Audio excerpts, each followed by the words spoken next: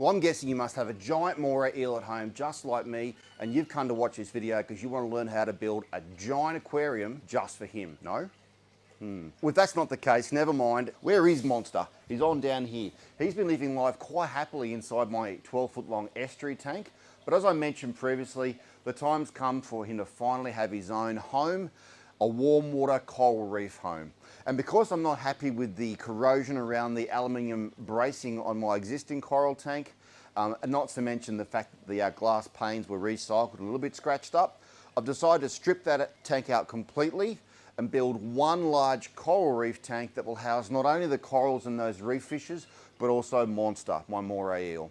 The size I've actually settled on is exactly the same size and dimensions as the turtle tank outside, with one little difference. Yes, it'll be 3.6 meters long or 12 foot, 1.2 meters from front to back or 4 foot, and it'll be about a meter high or 3.5 foot.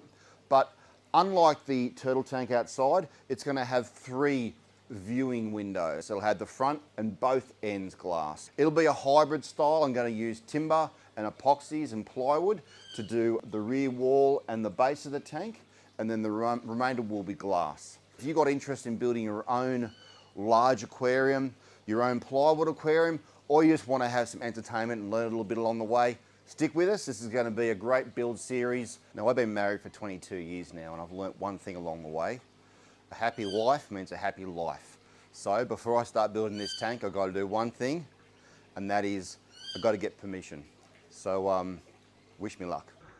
I think it's about time I start building that new aquarium for Monster, babe. Yeah. So you know that giant tank I was talking about, babe? I was thinking I might actually do one that's just the same as the turtle tank, but do it inside the shed this time. Yeah. Babe, I was thinking I might start that big tank for Monster this weekend. Is that okay with you? Yes, Adam. Honestly, but once more, it might not be a yes, okay? That's all I'm saying. Just whatever. So she said yes. So that means I've got to get a pump. I've got to pump salt water from this tank into this temporary holding tank. This temporary holding tank is full of PVC pipe for fish houses. The water will overflow here into that sump. The water will be supplied to this temporary holding facility by the line that's running from my UV sterilizer. So that'll form a system over there that will still utilise the existing sump temporarily. I've got to catch all the fish, put all the fish into here. I've got to pull out all the coral, find homes for the coral temporarily, probably over in the sump, maybe in a different tank, maybe another one of these, I don't know yet. Take out probably the excess polythoa, because I keep on hearing reports about these polythoa being so toxic, of which they are. I've never had any problems, but who knows, we might have problems one day. So I'll probably take those out, take out all the rest of the water and the sludge and the detritus, which is going to be stuck down in there. Then we're going to unhook all the equipment, pull this tank outside, jack up this tank with the pallet jack, transfer this tank across to that side of the shed, and that'll allow me this space here to start building my 12-foot coral reef tank for Monster.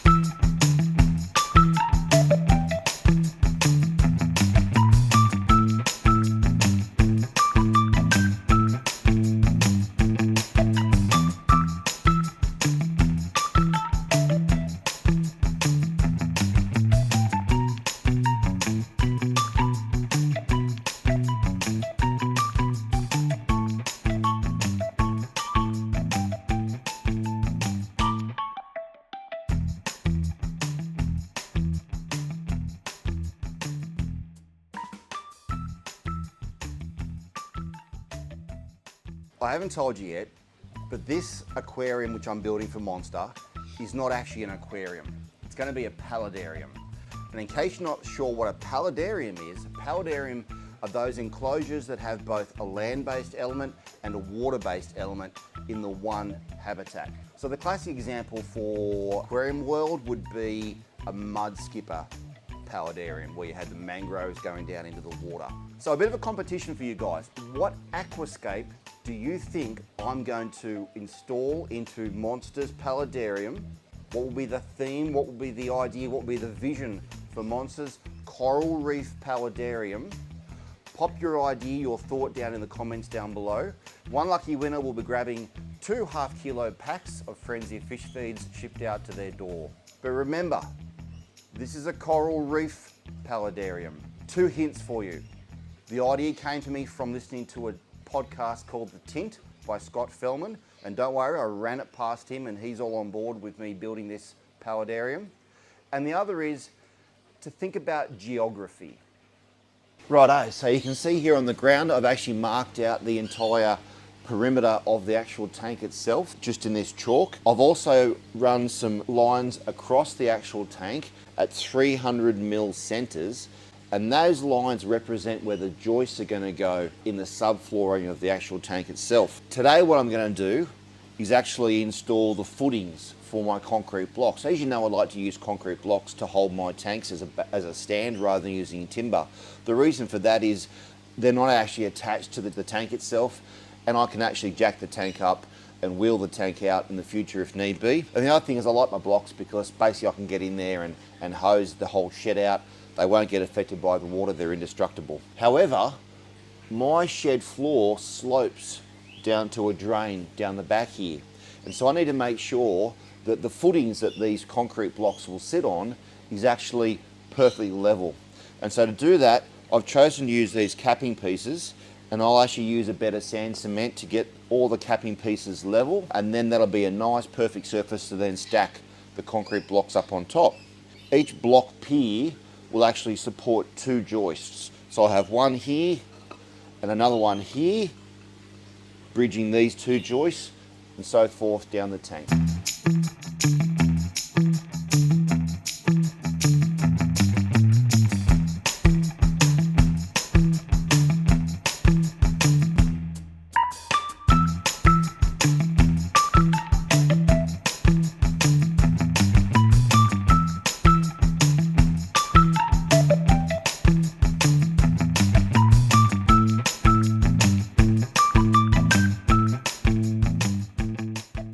It's actually going to be a pretty complicated build.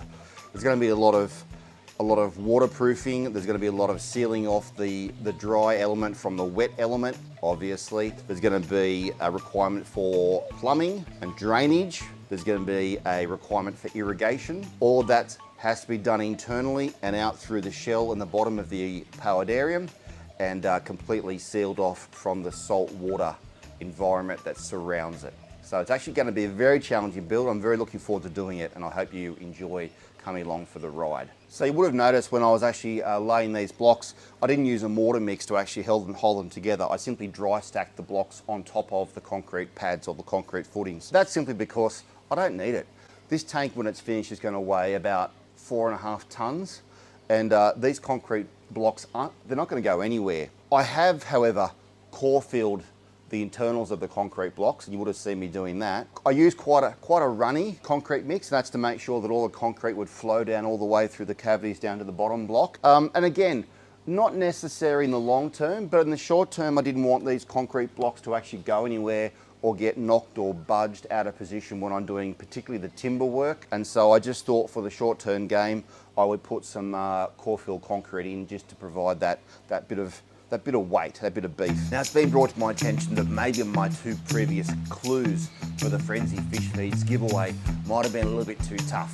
So I'm going to give you a 3rd clue, and that is that the scape of this plywood paludarium for Monster is going to be themed around a Western Pacific holiday locality that's also in 2012 named a UNESCO World Heritage Site.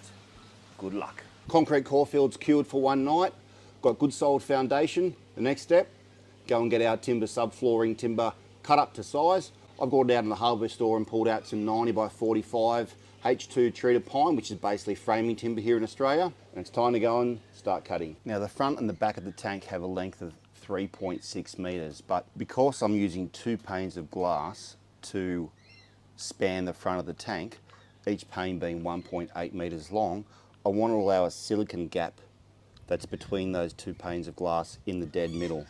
So that means I'm going to allow a 5 mil gap. So my total length is going to be 1.8 meters plus 1.8 meters plus 5 mil is 3605 millimeters. Nice just to actually trim the ends nice and flush with the saw and create a square end to work with, and then do your actual cutting from there. The other thing I've done that you might have noticed is actually put a block of scrap wood just down the end there. You want to make sure when you're cutting your timber that the actual timber is sitting level, and that way when you actually do your cut, it is going to be square and not on a funny angle. So make sure you bring your the tail end of the timber up to level. Now you might think, oh well, the tank's going to be a 1200 front to back tank.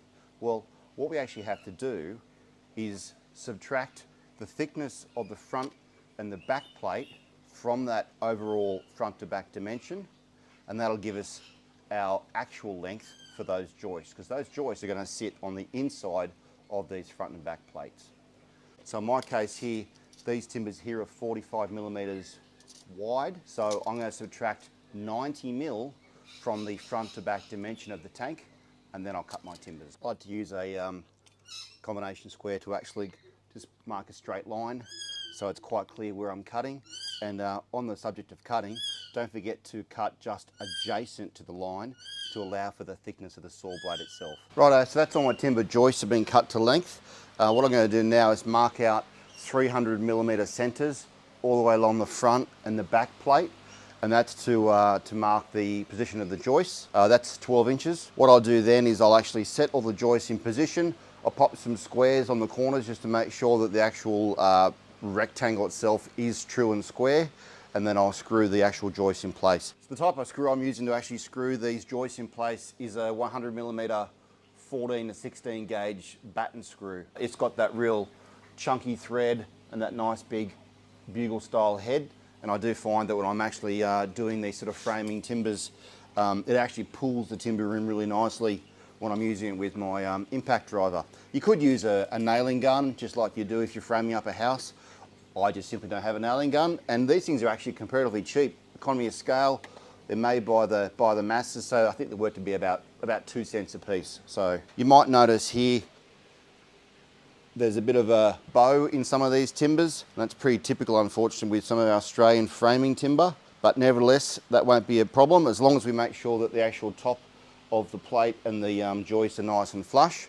Then the weight of the tank under construction will actually settle that down. I have laid some more timber out on the floor here to start working on the rear wall of the plywood paludarium for Monster, but I think enough's enough. It's time for a beer, it's time for a relax, so I'll leave that to another episode in this build series. I hope you got something out of it. If you have, and if you've enjoyed it, don't forget to like the video, subscribe to the channel, check out some more of my videos, and don't forget to comment down below and see if you can win yourself that giveaway from Frenzy Fish Feeds, 2 half-kilo packs of Frenzy Fish Feeds of your choice delivered to your door. Thanks very much, guys. I'll see you very soon.